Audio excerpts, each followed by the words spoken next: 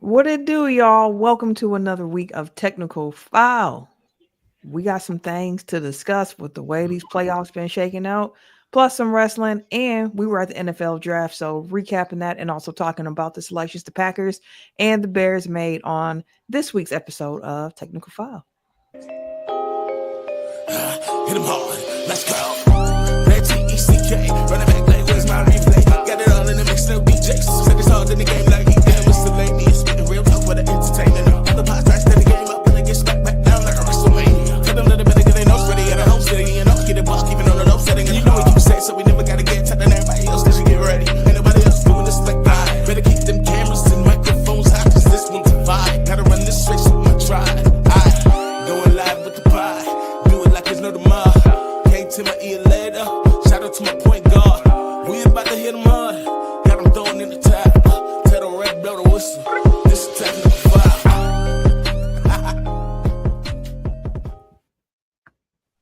Welcome to episode 388 of Technical File, the sports podcast you never knew you needed. And it's your boy TIMKINZ, the number 3, aka Ass Ketchum, aka Mr. Give It To Me. That wasn't bad. Okay, I got it. Yeah. You know, volume in this motherfucker. Yeah. I am again. It always feels like double dutch going after Tim. It's like, do I jump in now? I'm the Eric J. Only known as. The Eric J. And I'm Camille, point guard of the crew, the real life Tifa Lockhart, the girl next door. You know, holding it down for all the women who love sports. And it's your boy K Harris, the gentleman, Le gentleman, the everyday gentleman, 24/7. but better known as Mr. Oublier. All right, y'all. So since we're virtual, don't want to do a game that needs a name, but I do have a question for y'all because this has been all the rave on social media, and it feels like old school Twitter days. So 100 men unarmed versus one gorilla. Who y'all got? Oh, here we go with this shit. This is the gorilla. Like, I'm just curious. Do any of y'all gorilla. think 100 men can actually beat No, one gorilla? hell no. 100 in bulk, sure, but that gorilla running, it's gonna take every last one of them fingers and toes of all 100. Because that gorilla going nuts, boy. Like that's. You know what? Nah. It ain't. They men, ain't got it. Yeah, the They men ain't ain't gonna got make it. That motherfucker one hit quitting everybody. Exactly. Everybody. It's gonna be lights out, man. One hit. No, it ain't. Bro, that's a bloodbath. No. It ain't gonna work. No, it's It not. ain't gonna work. Your only hope is to get tired. That's your best bet. No, man. Oh, Gorillas that are came terrifying. I know we'll get to our field trip later in the show, but while we were there was a field goal kicking competition, and I mentioned to Camille, like, this is the hubris of man. Like, every dude was trying to do a 30-yard field goal when 25, 20, 15 were all options, and like this again feels like the hubris of man, where like, oh yeah, it's 100 of us, we could take them. The only thing I will say is 100 is a lot of people. Like, a min. and to Tim's point, it's kind of like if you rope a dope them like that, if you get enough big dudes first to go at them to tire them out, then maybe if you have like, what's dude's name from the Ringer? Van Lathan. He had a really good, is it Van? Whatever. Dude from the Ringer, black dude. He had a good strategy. And he was saying like you finish it off with like the lethal strikers. So you want like your John Joneses, your UFC fighters, the ones that can actually like, do some damage. Like once he's tired out, then that's your best bet. Because it is 1 against 100. So maybe, but I'm putting my money on the gorilla. Honestly, it's 1 versus 100, but I feel like at least 10 of those men are going to desert the fight once they see what has happened to the first few. At least 10 people run away. He deserted it off top. I am niggas. They see that first body go, bro, instantly. Like, nah. Like, I'm out of here. I'm not doing at least 10. It could be more, but at least that first one was a sacrifice. The first 20 sacrifices. Oh yeah, no. Like, we will die. People will die. Like, that's all 100 ain't surviving. Like, you just got to sacrifice a couple in the name of getting a few hits in, tiring them out, so that you can finish them off later with, killers. Who started this though? But who I started? don't. It was just a random dude who had an idea Well- of just saying, you know what? I think 100 dudes could take on one gorilla, and then the internet ran with it. I said, this is what the internet is for, y'all. I have a If I could a be- tag along question. How many fifth graders could you beat up? Like if they all came at you at one time, how many fifth graders could you take 20. as an At adult? least 20. At You least said 20? He said at least Yeah, 40. I can do 20. No, Oh, I you said 20? I can do 20. Yeah, I can. Because I can clear 5 at a time. Ugh. It's fifth graders. Like those are what? I have 10-year-old. just last year. Mine is about my size. Most of her classmates was closer to my size too. So give me about 20 of them. Fifth graders are a About little 20, big. 30 Like of them. kindergartners, I could take a bunch. Give me about 30 Yeah, of them. right. I can I take can 20. take like I can take a good 20. Yeah. That's wild. I refuse to answer that question. I'm not fighting children. Hey, they'll fight you. Hey, I'm gonna be Shawn Michaels out here, sweet kid the shit out of you. Yes. Ugh. Hey, stumping you out. I refuse. Are you smarter Shaolin than in the fifth graders? comments said, with the number one pick for podcast, the culture selects technical file. What's good, team? What's up, Hey, Shaolin? What's going on? He also quickly asked, not very quickly, because we got a lot of stuff to talk about. He said, is a burger or sandwich? Absolutely. No, burger's a burger. It's between two It's buns. a burger. A burger is a type of sandwich, but not all sandwiches are burgers. This man here. It's between two burgers. All right, while he's going through it over there, make sure you follow us on all our social media platforms at Technical File, TECK, NICALFOUL on Twitter, Instagram, TikTok, Blue Sky, Technical File Podcast on Facebook and YouTube. On the YouTube side of things, make sure you subscribe, like it up, drop comments, all that good stuff to help us find new audiences. That engagement is really real, so we need that from y'all. So, like I mentioned, a lot to talk about, so let's get on into it.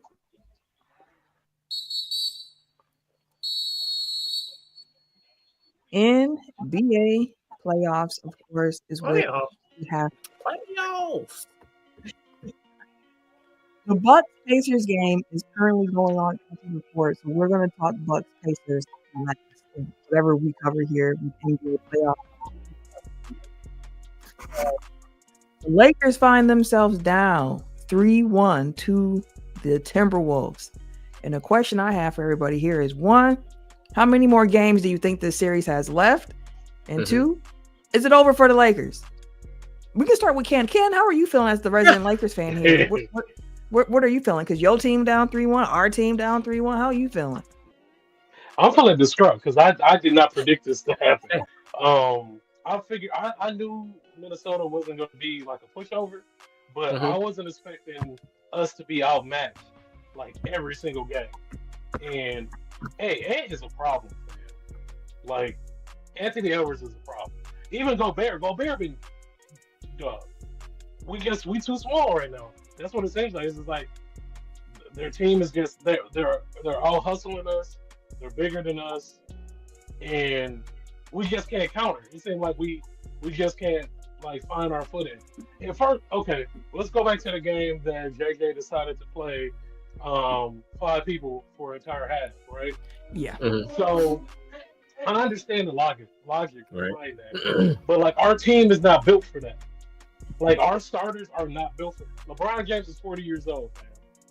Like we cannot be running this man in the ground like that if we even expect for us to have a chance going into the second round or anything like that. But I don't know. I know Camille asked the question, how many games? I believe in my Lakers. We're gonna take it 7.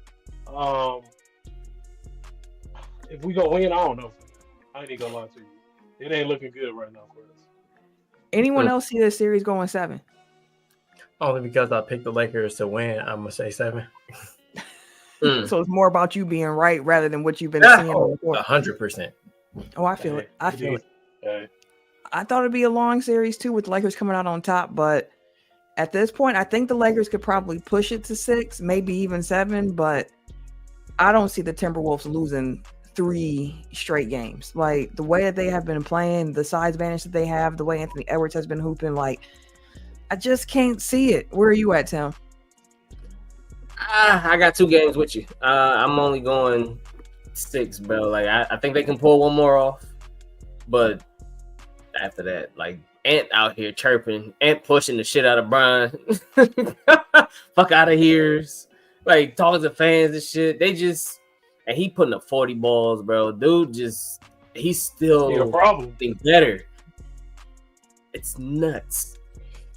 But I mean, I feel like going into the series, people forgot about McDaniels, who is a big hog, especially in like the playoff run that they had last year. Well, in the run that they had, like McDaniels is a really nice piece. Now it's really but their defense, and I think that's what's y'all issue. Outside of the size, their defense is still really good. And like you said, you feel like y'all outmatched every game because they're stronger, they're bigger, they're faster. And unfortunately in sports, it is what it is on that front, bro. It truly is. It truly is. And with that Lakers team, is a question that I had too, and we're seeing the Wolves do it. They're making Luka a target on defense. Like that's who they're going at over and over. And I did see JJ Redick make mention of the fact that he's keeping his game 5 lineups kind of close to the chest right now. Mm-hmm. If there is a lineup change for the Lakers in game 5, what would the change be that you would make if you were the coach? Man, I really don't know. Because Hayes hasn't really been giving you guys much in this series at all.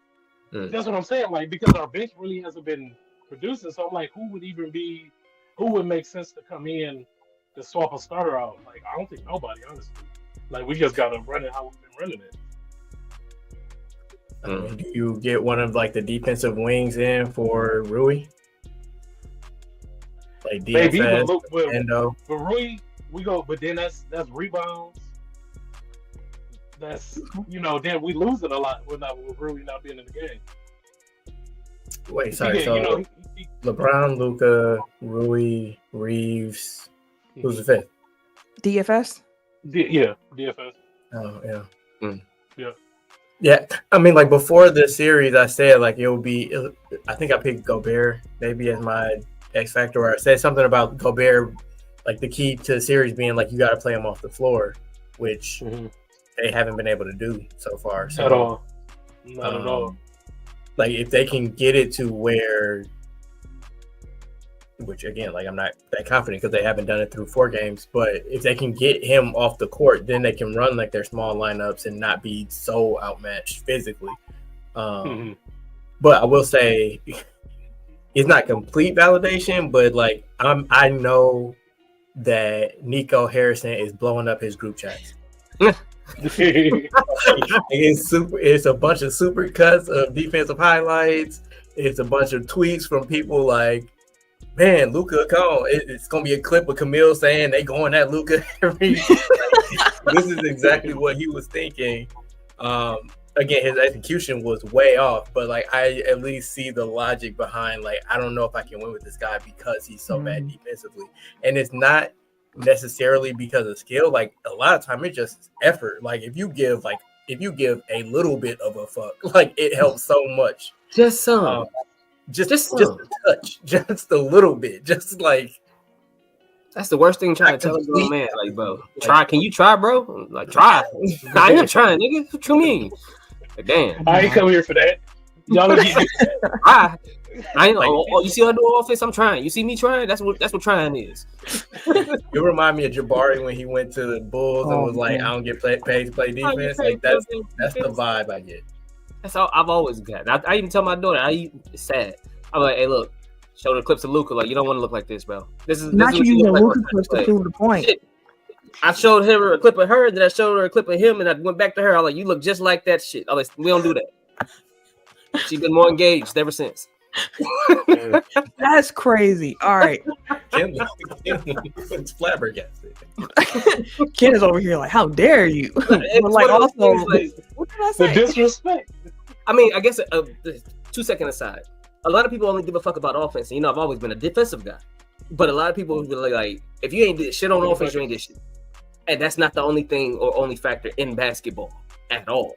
So I show her, like, as cold as Luka is, he's the issue for his team on the other side of the ball. And it damn near crosses itself out. You can't do that. I need you to do it on both sides. Even if you don't even do it all the way like you're doing on offense, do something. But you can't look like that on defense and then expect to get the ball on offense. That's real. Unless you're Luka. Now, Unless you're Luka. Hey, but you gotta tell her too. But if you can score at a level that other people can't score, they're gonna give you some leniency on that defense. Also, niggas get paid for defense. There's Gustavo Cephaloshes and Luke Richard and Bahamutes out here with millions. It don't exist in this NBA. With millions. That's an NBA long ways away at this point. Gustavo Cephaloshes was really out here getting playing time, and he couldn't shoot at all as a wing. And then Oklahoma City went and found the exact same player in Andre Roberson. Yep. He got paid. Worse. Paid. But I also brought up Tony Allen. Niggas get paid for defense. Again, a different era of basketball you keep pointing to. You better point to Drew Holiday or something. Who you got right now? Who do you point to now? I told her about Dyson Daniels. So like Daniels he at least scores 14 points a game.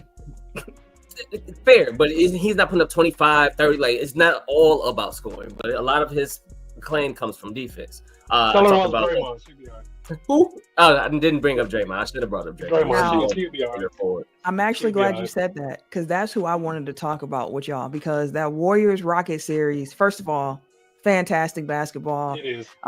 Game 4, where Draymond had the craziest stat line. He made his first 2-3 buckets. They were both threes. He missed every other shot after that. He had 5 personal fouls. He had a tech. He had a flagrant. And he had a game, stop on the other end against Sengun. So Draymond Green, we've talked about the defense that Draymond Green plays. Like when he was on the bench in foul trouble, that's really when Sengun started cooking. Here comes Draymond back in the game, making life difficult for him. After game 4, Steve Kerr said that Draymond is the best defender I've ever seen in my life. And y'all know how the internet reacted when they saw him say that, because Steve Kerr played on the Bulls next to Michael Jordan, Dennis Rodman, Scottie Pippen, a trio of defenders that are well thought of. And I wanted to ask y'all, do you think that Draymond is a better defender than Rodman, Pippen, and Jordan? It's a cop out, but I think that it's hard to compare eras because the way that you play defense is so much different. But I think that for the era in which he played, and he's extremely Draymond is the greatest defender of his generation. And then it's just like in comparison to everybody else, like comparison to the other GOATs of like their era, like where does he rank? I guess would be the way to look at it. And I don't really know how to answer that question. So he's GOAT tier. Let's put it that way. He is.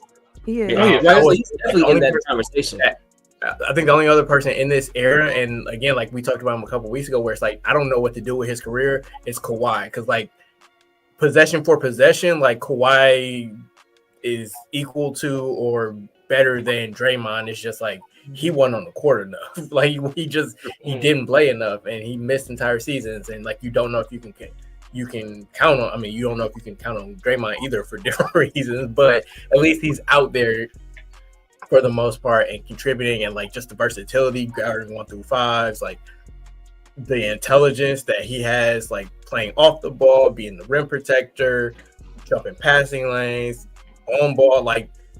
If you build a defender from scratch, like it's probably Draymond Green. Yeah. Either one of you had anything to add to that? I mean, like I said, he's smart, he's intelligent, he's just a live wire, bro. Would you put him over them three? Like, but no, I keep saying he's in that conversation for sure, because his intellect on defense is what makes him different from a lot of the other defenders, or allowed him to, because he's picked up so much. He's extremely smart in the game that, I mean, people don't even bark at his podcast too much because he's still talking ball too. It's not like he don't know what the hell he's talking about. Even if it's like talking about him. Like he still like talks the game and shit like that. And I think that's allowed him to continue to adapt from the time that he started to now, even in their system or whatever their system may be. But either that's being a switchable defender and everything, like picking up other players' tendencies, habits, things like that, learning how to defend bigs that's bigger than him because he's been smaller than most bigs his entire career, and being effective. On top of going sometimes 1 through 4, 1 through 5. Like his switchability is one of his biggest assets, I believe. And that's my thing with Draymond is that he can literally guard damn near 1 through 4, 1 through 5. So, and then he's a menace, man. Like it's hard to give.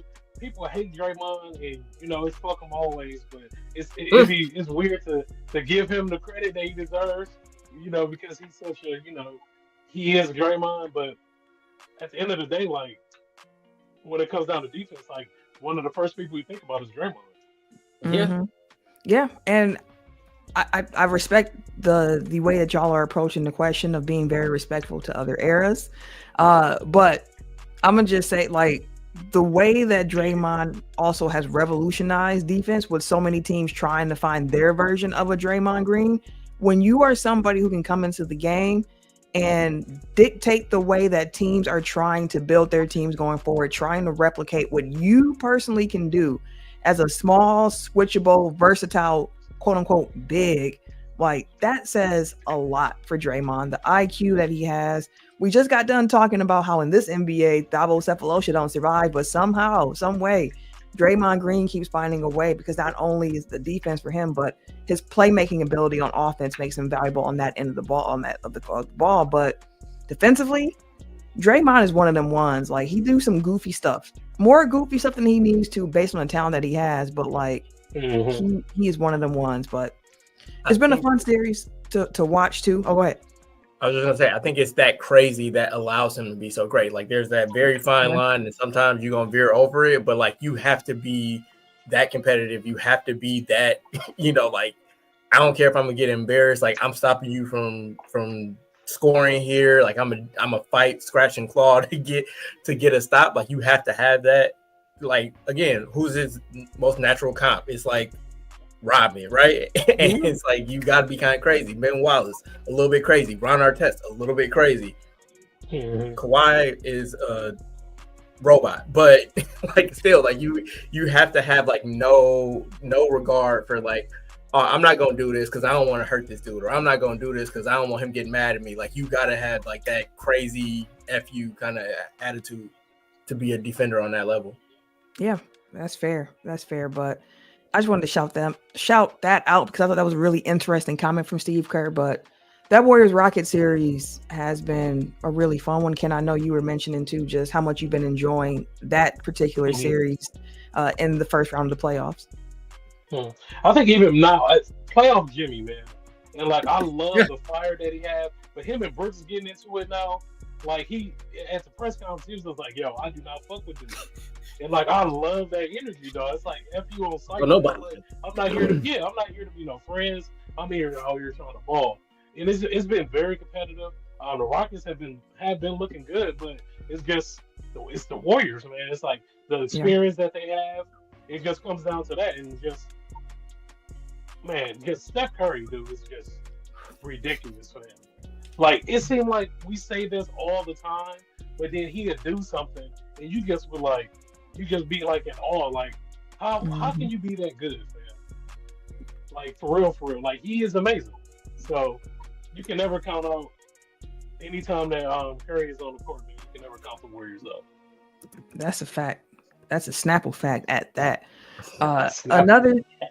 Man, I used to love me some Snapples. Get that little Snapple fap off the cap, man. What? Do they still make Snapple?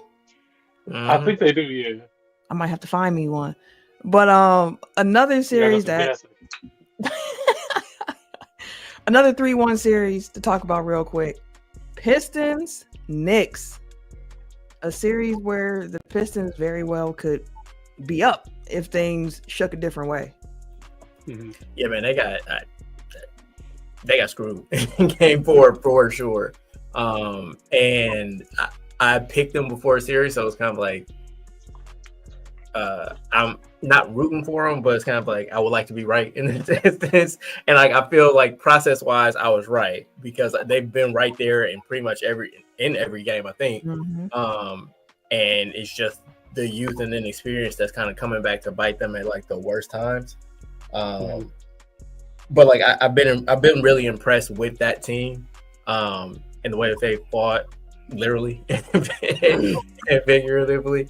But like this is kind of like those growing pains that each team usually has to go through to be successful in the playoffs. So where it may not, I mean, series isn't over, and again, like they've been in every game, so I could easily see. I think one of these 3-1 series is at least going 7. I don't know which one, and I think that this one has the potential to be the one. So I don't want to write them off, but like even if this year ends with a first round loss, like this is a team that if they continue building the way they're building, if Thompson twin gets even a little bit of offense, this is the team that's going to be back, perennially.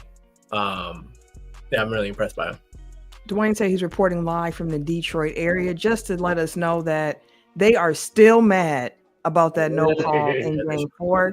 And honestly, I don't blame them. I do not blame them. Heading into the Game 5, 2-2, all tied up is so different than going into it down 3. Like, it's tough. That's tough. So I get it for Detroit, but it's been a fun series. Like they have shown that I think Detroit has made that step up where it's like you can kind of expect to see them going forward here because Cade Cunningham, he's real. He's real. And they got some pieces around him that make sense. And on top of that too, like Jaden Ivey is coming back next year. So they're going to have another young guard to integrate over there into that system. So it should be fun to watch. But the most entertaining series probably Clippers Nuggets tied up 2-2. Game 4 had one of the craziest finishes I have ever seen before. Yeah. I text y'all when it happened. I'm like, I don't know the rule here. Like, is it when it goes to the basket? Is it when it leaves the stand? I thought it was when it left his hand. I mean, like they slowed it down, and it looked like it was almost bang bang, and like just on the side of it got out like a hair of a fraction of a whisper of a second before the light went off. But it's as close as you can get. You have a valid argument either way in this instance, because like if it's not that clear, how can you count it? Or if it's not that clear, what's it make us go not overturn it? Like it's well, the weird. call on the floor was what it was, so I think they're just going to default to what the call on the floor is. Aaron Gordon being able to put himself in that position for one, like dude, just be jump. He still can jump above every goddamn body. In game athleticism. But yeah, dog. That I mean, I was hurtful. If Jokic doesn't miss the shot so badly that it doesn't touch anything, because if that hits rim at all, like game over. So the fact that he airballed pretty much to the exact spot, again, like Aaron Gordon had to be there, he had to make the play, but that was luck. That was tough. I was hurt for the Clippers. I was hurtful. I ain't never been hurt for the Clippers. I was like, oh boy, damn. This have been some good ass games though, bro. Like they hooping this series. The stars are starring. Let me ask you this: with this series being tied 2-2, are you wavering on who you picked in this series, or are you still very confident? Because I know, like, I went Clippers. No, I got the Clippers. I'm still feeling good about the Clippers' chances to win this series. Well, like, again, they should have won game 1. They should have won game 4. So, like, I mean, you should have, could have, would have, all you want, but like they've been the better team to me throughout the duration of the series. So, like, it doesn't change anything that they've gotten unlucky at the end of games, but. That's life for the Clippers, so maybe I shouldn't be so confident. But again, like nothing I've seen has made me think like, oh, actually Denver's the better team here. Right. Triple in the comments saying, "Let's go Nuggets." And it's the same thing here. Like nothing that I've seen in the game so far made me be like, oh damn, I think Denver might be turning the corner. Like both the wins, I've been like, damn, y'all kind of got away with one. So it's like as long as I'm still there, I'm like, I don't see nothing different. Like. I think the Clippers still got it, for sure. I feel you on that one. Let me ask y'all a question. If this guy was capping or not. The Thunder swept the Grizzlies, and Ja Morrant said that the Grizzlies would be tied 2-2 had he not gotten hurt. He said, quote, I had them figured out, end quote. Do y'all agree with Ja, or is he capping? Stop the Man, cap. hell no. I believe that Ja believes it. That part. Yep. And I agree with y'all. Capping. Hey, Like, cap. no, sir. No, sir. Though They might have won game 3 though. I hear you. Yeah. But that's all that's as far as I'm gonna take that one.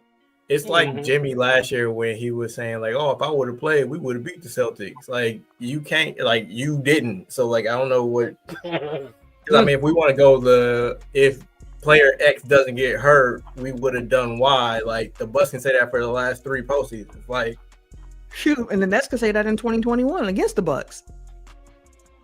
Like, it is what it is at that point, and as we talk, y'all, it's 87. Fred VanVleet didn't have a kid. Like, the Bucks could have won a championship in 2019. Like, Fred VanVleet was shooting in game 4 yesterday against the Warriors just like he had another kid. I was like, oh, this looks familiar. That boy Triple couldn't T had miss. his job would have been been in the pan getting cooked like everybody else if he stayed healthy. I know that's right. Like, we watched y'all. You gotta have confidence. I respect the did fight. confidence. like the Grizzlies did. Oh, go ahead. No, I just respect the confidence that he had. And like they stuck with it in game 4. Like again, game 3 should have been like they were on their way to win. I think they were up 20 something when Ja gets hurt. Game 4 they were right there with them to the end of the game and just didn't have a closer. I will say that series made me think a lot less of Jaren and Desmond Bane. Because the fact that they had to go to Scottie Pippen Jr. to initiate their offense and kind of fell apart when he fouled out in game 4. It's like, y'all max players, like you need to be able to do something when you don't have Ja. Like again, they were a lottery team last year without him. So this is a large sample size that we have now. That's fair. That's fair. All right. Well, as we are talking, the Bucks are up 2 in the 4th quarter, so we're gonna actually jump over to NFL. We'll come back to Bucks Pacers once this game actually wraps up. So we as a crew, as a gang, as a unit, we went up to Green Bay on Friday for the NFL draft day 2. Of course, the day that we went, it was the worst weather of all 3 days of the draft. It was rainy, it was windy, it was a little chilly, but I still had a lot of fun throughout that entire time out there. What is something that y'all want to tell the people about what it's like to actually go to an NFL draft? Because I still can't believe at times that we were at the NFL draft in Green Bay, Wisconsin, a city with a population of just under 108,000 people. And when we were there on Friday, they estimated the crowd was 175,000 people, which was the smallest crowd of all 3 days down there in Green Bay. But overall draft thoughts, like how did you feel about the experience? Eric, you want to kick us off? Sure. Because I actually have like kind of a compare and contrast. Like I will say that the way that the NFL does the draft blows the NBA out of water. Like I went to the NBA draft last summer.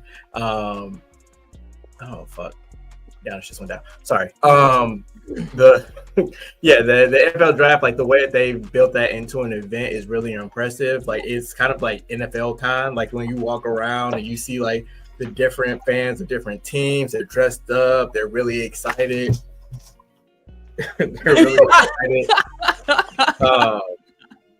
About like the new players that they're gonna welcome to their team. Dude, get up. Hey, yo, No more locked doors. Y'all come back to me.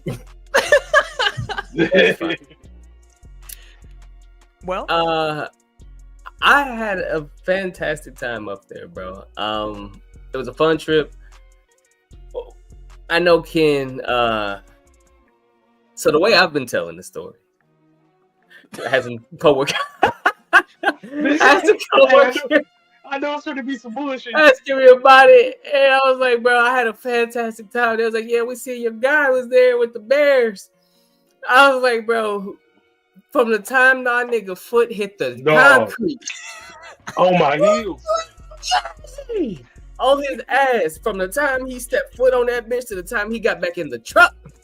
For real. They was on my ass all the time. I'm not gonna hold you. I told him, I don't even be on you like that. His ass got to Green Bay and was just, talk about niggas getting cooked. And every now and then I put a little season on there too. Crazy. I don't know how many times did you hear, "Hey, what are you doing with that guy?"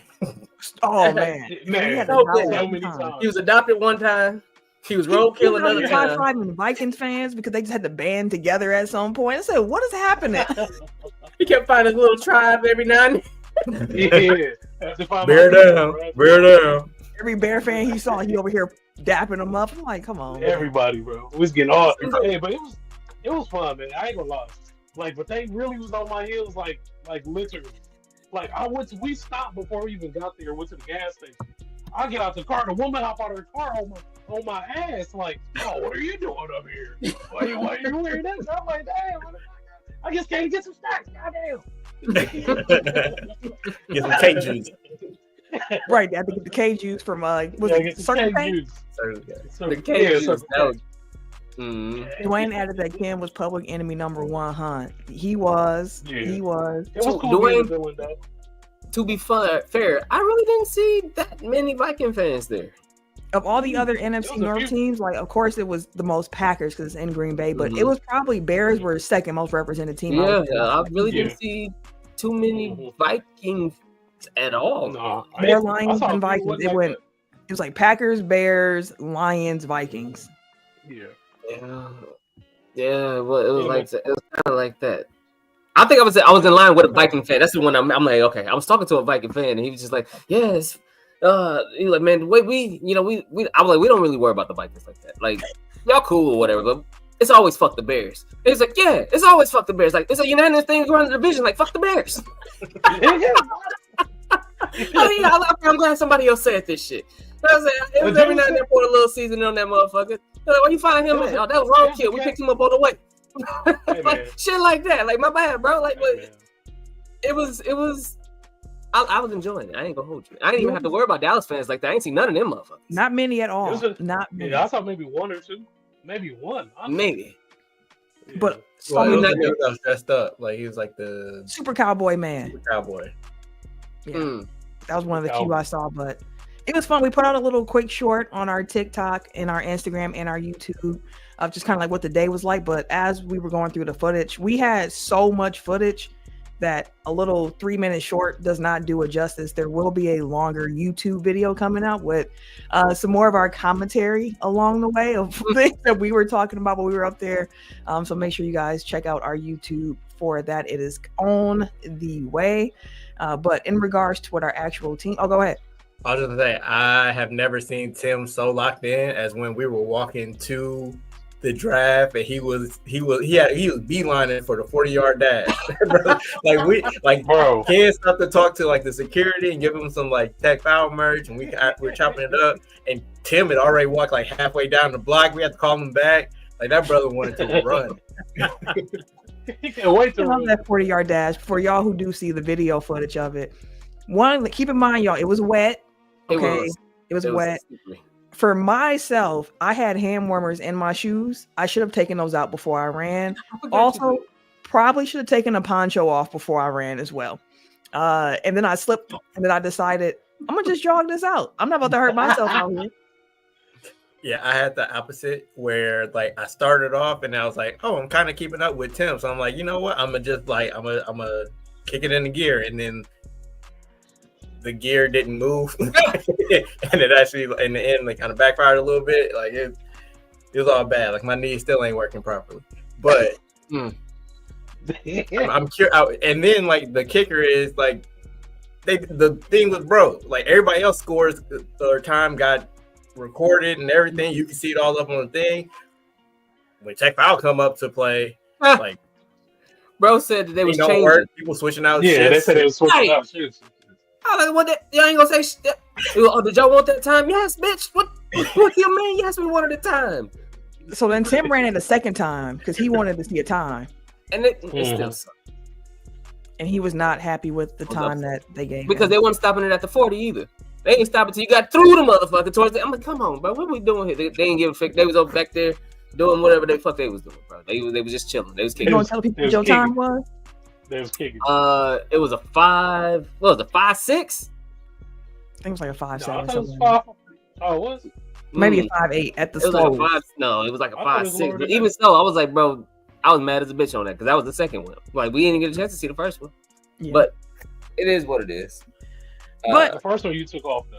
he did. I was like, and it was wet and rain. I was like, okay, the second one slipped, tired and shit. I'm like, whatever. I don't give a fuck. I was trying to get.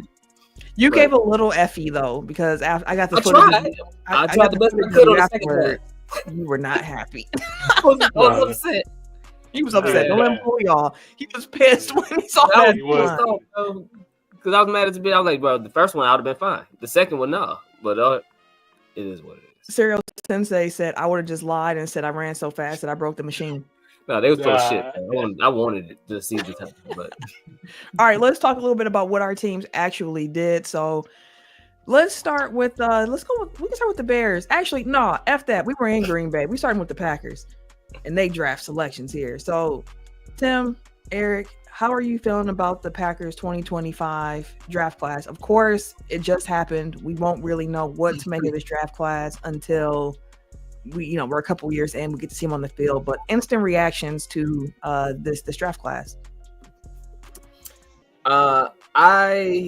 Instant reactions. We got the player I wanted. I wanted Golden. I wanted Matthew Golden with our first round pick. Dwayne said that's a great pick. Yeah, it was fantastic. As he was getting closer, I was like, dude, he right there. Like, nah, ain't no way, boy. Like, these motherfuckers, I was like, you can ask for it. Like, but then let me down 1,000,000 times over. But we finally got our wide receiver one. First round pick. He's probably gonna be all over the place. He'll play some inside, some outside, but we need certain type of players in our system to make it operate it's not more so highlighting the receivers, more so highlighting the quarterback. And so we need the receivers and the physical abilities of the receivers to be able to do that, plus being able to get open. So you're not just running a 4-2-9, or if you want to, it's a 4-3, whatever. But you're not just fast. You actually show on film that you can create separation, that you can actually run good routes, that you actually got hands to. So that's all better than just being able to take off down the field. So I think that was a fantastic pick. I did like majority of our picks as far as our edge rusher. We picked up what was his name? Darrell. Oh, Baron Sorrell. Yeah, fantastic pickup as well. We went more so another receiver in was it Savion Johnson? Savion Williams. Big 6'4" receiver, another extremely fast guy, can play all over the field too. So I think they did what was best for them to kind of enhance the offense, because we did have here's my thought on the defense is that I felt like we had a good defense last year and we had some holes to fill. And I feel like one of the biggest issues was the pass rush. The pass rush didn't necessarily help the linebackers nor the secondary, even though the secondary played better than we expected them to. Shout out to Xavier McKinney because we didn't have Jair most of the year. But that was also the first year in the system for everybody. Figured out throughout the season, they go into it, figuring out what they need throughout the season, seeing the weaknesses and things like that. And I guess we prioritize our defense a lot lately, but I guess they prioritize offense more so this time because they feel like the system will help everybody better off this year than it will be to plug more high draft value into the picks. That's the only rationale that's coming to mind for me in that regard, because we really didn't do too much defensively like that or plug in higher values for picks. But I do like the guys that we did get in place of getting, say, a corner. So here's the thing. I think I mentioned it on the show last week about the Packers draft philosophy and just having a draft philosophy. AJ Green! Sorry. Draft philosophy, Packers philosophy. Yes, them football, not basketball, not what's happening with the Boston Pacers. When you have a certain draft philosophy like the Packers do, it changes how your board looks, right? And every team should have some type of philosophy that they're following. That's why for the Packers, people were like, oh, y'all took that tackle in the second round, Anthony Belton, like who they call Escalade, by the way. Y'all took him in the second round. Like the consensus had him a lot lower, but the way that the Packers evaluate their players and what they look like look for in their offensive lineman, with him being the size that he is, able to move the way that he is, he's going to be higher on the Packers, internal board than it would be on other teams. smaller running backs ain't going to be on the Packers board really high because the Packers don't like small running backs. So the way that their board fell, and Goody kind of said this, like, I did not expect to draft 2 wide receivers this early. I didn't expect to do this. That wasn't my plan. It's the way the board shook out. And even Matt LaFleur seemed kind of like, yeah, the corner, like, it didn't kind of go the way we thought it would go, but we had to stay true to what our board was. So I don't even think it was a sense of like the Packers looking at it as like, we need to do this for the offense right now, but it just broke that way because I truly do think that they were looking to add a little bit more to that defense, but they added to the defense all on day 3. I still think the cornerback room is a little shaky, although we got some news that apparently the door is still open for Jair Alexander in Green Bay. So we'll see how that continues to go. But offensively, I like what they did. I like what they're signaling with the drafting of Anthony Belton. And the other moves they made this offseason of really leaning into that power run game as well. So all in all, I was happy with what the Packers did. I see Dwayne in the comments added that the Bears killed it though, and I hate it. Yeah. Especially the Burden pick. And with that, Ken, how are you feeling about what the Bears did? And you saw the Burden pick live. That was day 2. Yeah, for sure. But no, after looking, because I wanted Tyler Warner from Penn State, like if we was gonna pick a tight end. But after like checking out, we picked Colston Loveland, tight end from Michigan, as our number 1 pick. And from all the intangibles that he has, it fits like what Ben Johnson would want to do. The type of offense he runs, he does the 12 personnel. So we do like 1 running back, 2 receivers, 2 tight ends.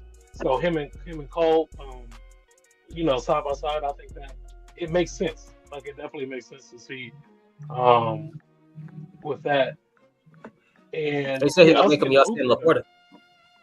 You said what? They said he gonna make him y'all Sam Laporta. Sam Laporta. Hey, I hope so. I'm with it as long as that shit works. And then the thing I love the most about this draft is that they made sure that they put weapons around Caleb. So like we really have like no reason, we really have no reason, for our offense not to be clicking. Then we end up getting a tackle too, in the second round. So I don't know, I'm excited. Everything, all our picks make sense. And again, like on paper, everything looks good, but I'm just excited to see how it all comes together. You did say you wanted a tackle too. He did. Mm-hmm. Yeah, so they gave me what I wanted. You did. And again, it should be fun. I forget who came out. Oh, real quick too, while we were at the draft, Seth Rollins came out to announce one of the Bears picks. But the Bears ended up trading that pick, so he didn't get to announce nothing. But we got to he came back. He came back later. Oh, did he later on? Traded for it, yeah. And then he cut a heel promo on Green Bay. Yeah, one thing I did see about that tight end you guys picked in the first round, I think it was Ian Rappaport for NFL Network, was saying that there was a lot of calls to try to get up into the top 10, and then those calls stopped as soon as the Bears made their pick. So a lot of people wanted him. Mm-hmm. He got that surgery. You guys got somebody that people on it, so I don't know if that's a good thing or a bad thing, but it seems like a good sign to me. Yeah, it was a draft with a lot of good tight ends, and the Bears got them one of the good ones. So we gonna see. Looking up Luther Burden was just. Yeah, that's a good pickup. That's a good pickup. They say he like Stephon Diggs. I'm like, bro, what? We'll see. It's gonna be the NFC North is gonna be crazy. That's all I say. It's gonna be lit. Did y'all see the little interview with Matt LaFleur when he was being asked about Ben Johnson's comments? Like, y'all got beef in the NFC North? You got beef with Ben Johnson? And Matt LaFleur was sitting there like, I don't know this man. Like, bro, no, we ain't worried about them. They worry about us. Ain't you heard them? He said, I don't know that man. I don't have no tension. I thought it was interesting, his comments. He's like, but I don't know him. I ain't got no beef. And when they replayed the clip, I'm like, that was a really weird. Like, I know he was playing to the crowd, Bears, Packers, woo, but even the way he delivered it, just.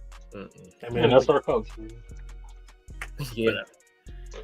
Gotta still beside all of them. Exactly. Now, this Bucks game is all tied up right now, 103 all. So I just want to ask y'all, or bring this part up too, because in Game 4, Damian Lillard tore his left Achilles. It's the opposite leg of the one that he had the blood clot in. And just a really unfortunate injury for Dame, with all he had to do to get back in the first place from the blood clot. To just his tenure so far here in Milwaukee, it's been a lot of fighting for Dame throughout his tenure here. And to get an Achilles injury, that's always a tough one. Like we saw what happened with Kobe when he tore his Achilles. He was a year older than what Dame is right now. I respect Dame's attitude with, looking to attack it and try to come back and saying like, this ain't stopping me. But just my heart goes out to Dame, and I wish him the best on his recovery. And that injury changes so much for the Bucks going forward. And we're going to have a lot of time to talk about that. But I did want to make sure just to mention Dame and say if anybody had any thoughts on the Dame injury that you want to talk about. And he knew it like right away. Just the way that he kind of pulled up and then didn't get up. Like I know it was bad, and it, like you said, it's tough, and it's been, I'll say his Bucks tenure has just been cursed. Like it's just one thing after another. He came here with kind of like the dark cloud hanging over his personal life. The guy that we thought was going to be like his kind of lifeline from Portland, and Terry Stotts like left before the season even starts. They fired their coach 40 some odd games in the season. He and Giannis never really get on the same page offensively. They both get hurt in the playoffs last year. This year, it's kind of been fits and starts. So it's been tough. Been the blood clot thing. So it's just been a tough road for him in his time in Milwaukee. And like you said, we kind of know what the blueprint is for guys his age with that injury. And it's just it sucks. Like as a fan, it sucks, but like just like as a fan, like he's on my team, but this happened to anybody at this stage in their career when it's the only thing that they're really playing for is championships at this point. Like it sucks. Yeah. This Bucks game went into overtime. I didn't expect that. I was hoping one way or another it'd be over and we'd be able to transition right into that conversation. But best laid plans, you know what they say about those. So now somebody hit X, maybe we would have been. Hey. Giannis shouldn't have taken that shot. You got to hell no, bro. AJ was wide open right next to him. He was. AJ Green was wide open, and he'd been hot the fourth quarter. So he's had a good game. Period. He was the leading scorer at halftime for the Bucks. So, all right. Well, overtime for Bucks Pacers. We can come back to that at some point if it's not like triple double overtime before we get out of here. But let's move. The track is running thin. Right. We almost the end of the list here. Come on, Bucks. Come on, Pacers. But if this ends with a Bucks win, then I'm happy about it. But wrestling. Let me just say, because we learned this from Raw this week. The next pay-per-view, Backlash, which is soon. I didn't realize it's already next weekend. Yep. That PLE is, but Gunther versus Pat McAfee. How are you feeling about that match being like on the card? Like Pat McAfee getting back into the ring to wrestle, coming off a commentary to do so. How are y'all feeling about this random feud that has developed quickly out of nowhere? I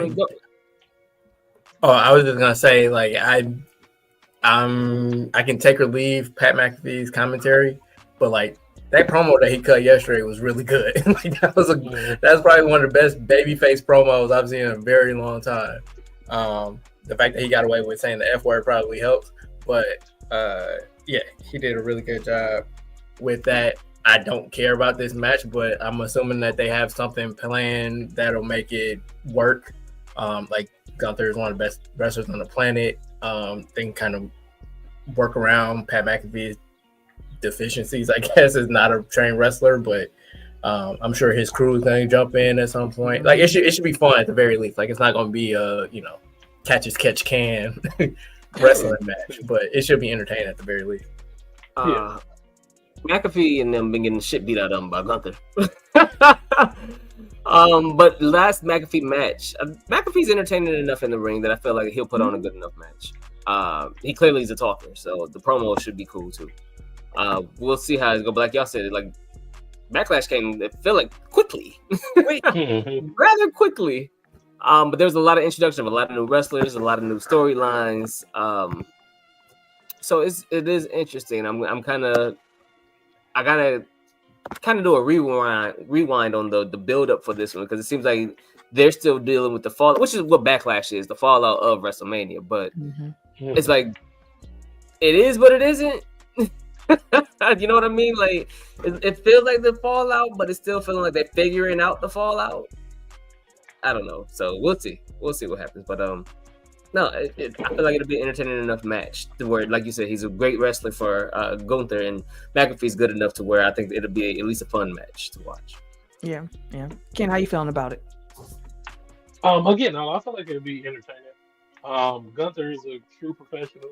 He's a ring general, so he's gonna hold it down and help Pat look even better than what he truly is as well. Pat McAfee is the personality. So yeah, he is. You put a mic in front of him, you just kind of let him do his thing. Like I feel like he always gonna shine. So I don't know. Again, it's gonna be an entertaining match. No, I can take it or leave it. Like I really don't care much about it, but I want to see how it's actually going to end. It's going to be hella shenanigans for sure. Yeah, Charlene added it's going to be entertaining for sure. I definitely agree with that. But if you want to do some future forecasting to the next big PLE for WWE, that is SummerSlam, hosted by Cardi B, the first ever 2-day SummerSlam event. And Eric, I know you wanted to talk a little bit about that. Yeah, I think we did this after Survivor Series, trying to predict the WrestleMania card, which I don't remember what we said. So it'll be interesting to go back and look at how accurate our predictions were. But I want you guys I want us as a group to kind of come up with either the main events, night 1, night 2, or the singles championship. So WWE title, world heavyweight title, women's WWE title, women's world title. What matches do you want to see? Who do you think will be champion at that time? Let me start by saying I need my girl Chelsea Green to get her championship back at some point. But outside of that, I think didn't Chelsea say goodbye on Twitter? Huh? Didn't she say peace out on Twitter? yeah, I think she did. You think it's a work?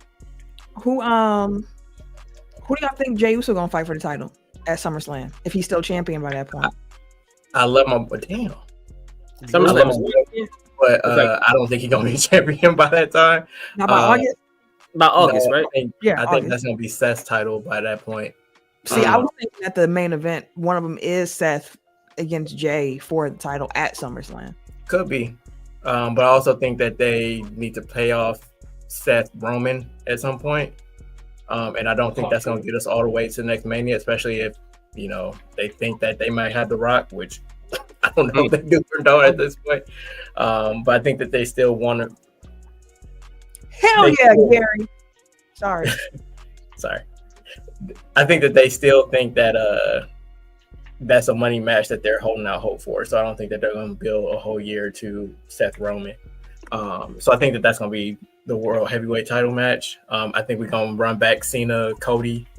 That might be where Cody gets the title back. I don't know.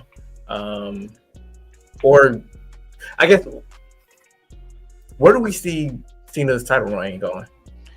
It's a great question. Like, does it go all the way till his last date? I mean, they're building up the number of dates, so probably, and I think that that's in Boston, which is his hometown. So, you lose. You always lose going out. Yeah, I was like, I think he actually walks out with it. Cena Punk. Ooh, with Cena walking out with it on Punk. I don't know if it's gonna be Cena Punk at SummerSlam or Cena Punk in his last match, but we're getting another Cena Punk title match. We need that. We're gonna have a Randy Cena title match, of course. That's coming up. Which let me say, Noman, the mayor, he is not happy about Cena Orton again. As somebody, he never stopped watching wrestling, so Cena and Orton, that's the biggest rivalry. They fought each other forever. He was like, the last time they fought, they said it was the last time. I don't need another last time. He is like dead set against it. That's his last time. No, like it really was bad, bro. Like every fucking pay-per-view, every other fucking pay-per-view, these motherfuckers. Like it was like years of this shit. Like I'm like, dog, anybody else can get the belt, can anybody. Nobody could beat them individually. So it was nuts. It was nuts. But no, we gotta have I wasn't even watching wrestling at that time, and even I knew like Cena and Orton were like the two top names. Yeah. We got to get Cena Rock before he go too. That's probably not going to happen. I don't think so. Plus, like neither one of them can carry the other one. Like we already saw, like Cena was kind of. I think it'll be gas. Struggling. Who else do we get? Shaolin added that I think he holds it until the second to last, and him revert back to a face on his last night. Or in the he could. I mean, at some point, I feel like he's gonna revert back to a face as well, just to kind of end the run. I don't think he even needs to. I think he can just go out on his shield, telling everybody, "I hate y'all. Y'all put me through hell for the last 25 years. I'm out with this title. Y'all ain't never gonna see me again. Bye." Gary Trent Jr. This nigga hot. Fish Reeves. That's why I love the signing when we got him. Like, 'cause when he get hot, this nigga is hot, boy. Respectfully, Dame who? No. So women's titles. So like the current champions are Tiffany Stratton and Io Shirai. Okay. Yes. Io Shirai. Giannis be Giannis. Let's give Io. I feel like SummerSlam. If her Becky's still around, it'll be Becky. You think? Ooh, it could be Becky. Oh yeah, I forgot Becky. Yeah, SummerSlam. I think it's her and Becky. Yeah. Shaolin, we struggling, bro. Hey, Shaolin, y'all real wants to be able to do this. Struggling because I've been zoned out for like the last 3 minutes. We trying, brother. We trying. Can't I want hold the us down for real. I got the nigga game on y'all. All right. No, I'll give Io Becky because she got the Raw Women's title. Mm-hmm. No, that'll be a good match. Yeah, and so then right now Tiffy got it. And if Tiffy holds on to it, I'll give Tiffy. I feel like you just got to pencil in Rhea. Like Rhea's always going to be around. Stephanie Valkyrie, like it looks like they're trying to push them right, like quick. I think Ken said I was going to say. They had to be ready by SummerSlam. Yep. They just did Jade Tiffany on Friday, right? Yep. How did that go? It was good. It finished with no DQ because it was interference. Yeah. To end it made sense though. It made sense to end it like that though. But they was wrestling. They was wrestling. Yeah, Jay, you can tell she put in the work. Mm-hmm. And I also saw too, Naomi mention the fact that, you know, she's still having children and this might be like her last run and how much she's really taking time to enjoy this last run because she don't know how much longer she has to do this. And I was just like, dang, like Naomi to the end of the road, like that's tough. I've been really enjoying her right now. I hope that I would love to see one last Naomi title run before she actually leaves. So we'll see how it actually shakes out. Did you see? I don't know if anybody else saw it. There was a picture Jade, whenever she had the white attire on recently. I think it may have been at the crowd was looking at it. Yeah, the whole front row was like, dang. Like even the white lady was sitting there just like, And everybody, the comments was like, I forgot what the comments were saying, but I was like, everybody intrusive thoughts won in this moment. And Jade retweeted it like, no, that was my intrusive thoughts got in. Shaolin said Jacob Fatu versus Solo at SummerSlam. I would be here for that. I ain't gonna hold you. What did you say about Solo? I keep forgetting about Solo. So, because I don't think we talked about it. So this Seth Rollins, Paul Heyman, Braun Breaker crew, do you think that they'll add another person to it? Because everybody's obviously making the Evolution comparison, so you need a fourth guy. Mm-hmm.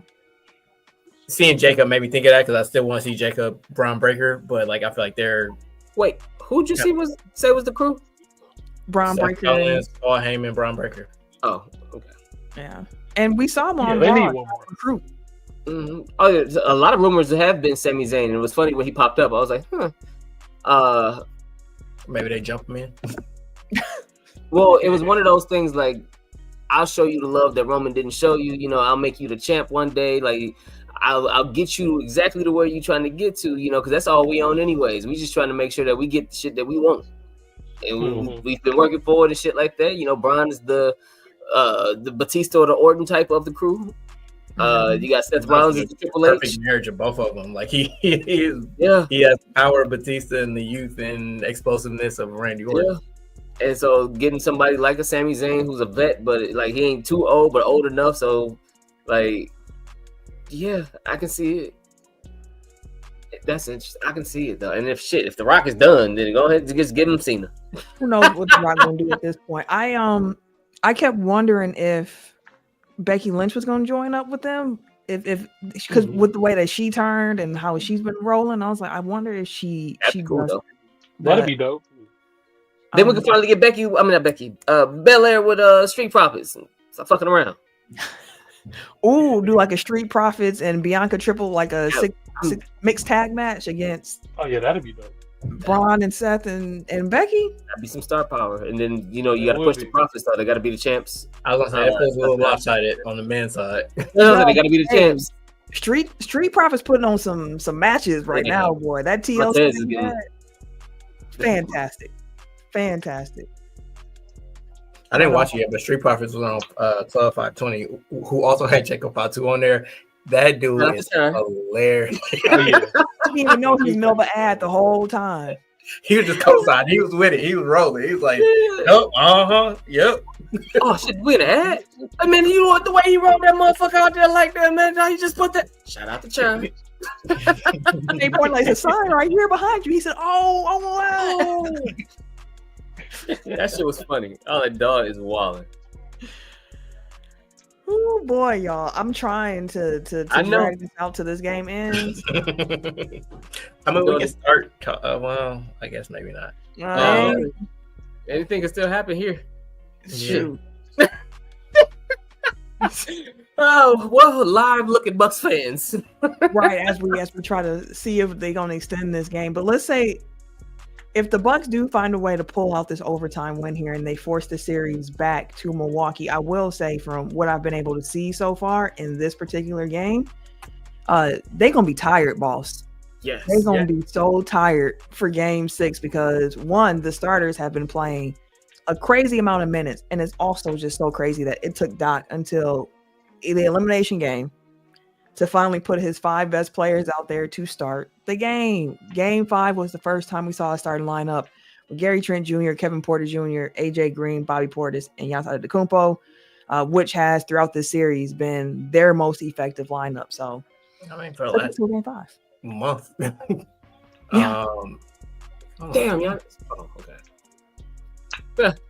Well, 17 seconds, folks. 17. Trying to hold on for dear life. Yeah. Sorry, what did you ask about the series? No, I was just saying if they do force it 6, I do have some concerns about just the fatigue levels for this team. Only having they would have 2 days off because game 6 would be on Friday, so they would have 2 days off. Actually, it's only 5 hours from Indiana. I take that extra day does wonders instead of having to play the very next day. And at least these are the young guys, like Giannis and Bobby. I think are 30 or. They're the old ones of this crew here for sure. Everybody else about 25, 26, and everybody else is pretty young. So, as we sit here, of the starters, Giannis and Bobby Portis have played the fewest minutes, and they're at 44. Kevin Porter Jr. and AJ Green have both played 46 minutes, and Gary Trent Jr. has played 48 minutes in this game. They all, Trent and Green had to stay on the floor. Yeah. To provide a spark for that damn bench. And that's what I was thinking in the beginning. I was like, if we got all of them, I was like, okay, Giannis gonna have to come off the floor, but one of them two gonna have to stay with every lineup. Yeah. And they had to. They had to. And they've been producing shit. God damn, they've been producing. Taurean Prince, 4 minutes. Brook Lopez, 8 minutes. Jericho Sims, 11. Kyle Kuzma, 13. And them Kuzma minutes, I tell you. Doc turned into tips. I tell you. He turned into tips for sure. Oh, damn, Gary. He turned it over? No, Gary. Woo! And now the Bucks are down by 1 with 10 seconds left in overtime. What one? Up 1, yes. Yeah. 7-6. It's coming down in his last shot. Ain't no motherfucker. Oh, boy. With 1 No second. timeouts. No down time. by 1. No timeouts. Gary throws the heave. We going home. That's the season. That's the season. The Bucks is done. What an effort. What an effort down the stretch. Just not enough. Man, I hate these niggas. And These niggas being Pacers. I hate the Pacers. Can't stand the Pacers. Name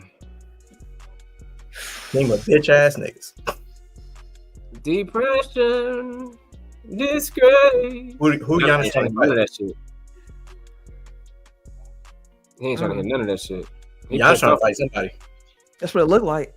Yeah, he got a look in his face. He's staring somebody down. They like, hey, get off the court, fam. Whoever he looking at, he spawned him. He waiting. Charlene said he thinks this is it for the 34 era. Honestly, I don't. Everybody keep talking about him leaving, but you can't say we won the championship and then the next 2 years he wasn't available. How can you blame anybody? You can't. And then this season we lost Dame in the middle of the play. We've been hurt since the championship, but he has not been available for 2 of them consecutively, immediately after. You can't say I'm finna leave when you didn't help it. And I'm not saying that's what he's going with Halliburton's dad. Oh, he gonna fight Halliburton daddy. Where's the Nas is at? Yo, he around there somewhere. Oh, that's a tough way to go out, man. The Bucks season is over. That's a fantastic finish. Damn, that was a good finish. Well, that's the show. Ain't nothing to talk about now. We done. We done. That's it. That's tough. That's a tough one. It's a tough way to go out, but here they are. Oh, we got a Bucks hater in the chat. That's Pistons. Giannis, sure. Hey, they trying to. Hey, they fighting. They're trying to squabble. It's gonna be some fines after this game. It's gonna be some fines after this game. They do not like each other, but here come Kevin Porter. Of course. But no, disappointing end You know for. I'm with it. I'll be in there. I'll be right in there with him. Leaving with something. Leaving with something. Leaving with something. But no, a disappointing end to the season. We can come next week. We can talk a little bit more about the Bucks off season, possibly the Lakers off season. We'll see how that series shakes out. But put us in that mode, Joe. Don't put us in that mode, Joe. Chill out. But no, I mean, it is what it is, y'all. Disappointing into another Bucks season. So we gonna get to it when we get to it. But we're gonna wrap up this show for this week.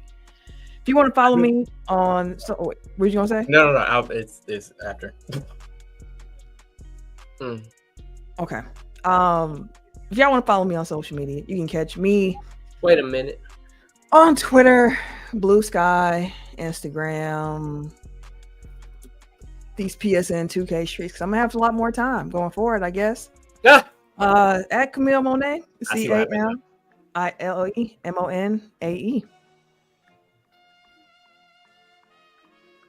Are they for real fighting? Well, that's what I was saying. It was squabbling. They trying to squabble. Yeah. I have to turn it on. Eric, Beyonce forget that shit from Friday. Eric, you do your outro? I don't know. Twitter, whatever. Nah, don't you do that. What's your outro? I'm hopped up. I want to fight now. I want to fight. Bucks Burner on Twitter. That's all you get, man. That's all you get. Every day. What shit? Every day _ on Instagram. KHarris216 on Twitter, Snapchat, and Blue Sky. And it's your boy TIEKZ, the number 3, aka Ask Ketchum, aka Mr. Give It To Me. We up out of here. Damn, niggas got to do press Lakers. conferences after this. Now, we don't even want to talk about Let's this go shit. You got to get up on the stand and start answering these fuck ass questions. So, your season's over. How the fuck you feel? Come out there like, all of y'all. Golly, man. I do want to apologize for the unprofessional outro by myself, at least. But yeah, no, come back next week. We'll talk about big picture stuff. Appreciate y'all for rocking with us this long. Let's go Lakers. LA, baby. We'll see. Again, if you're listening to this and you want a live reaction to how it was feeling, go ahead and watch that YouTube. It's the whole thing there. I think you're talking to the audio listeners. That's if you're listening to this. Gotcha. Yeah. These guys are a wreck. These guys are a wreck. We'll be back next week, y'all. Bye or whatever. I can't believe you all to the paper. Bye or whatever. I can't stand Tech these. File. Crazy, dog. Yeah, let's just play that music. Hit him hard, let's go. Red TECK, running back like where's my replay? Got it all in the mix, no DJs. Said it's hard in the game like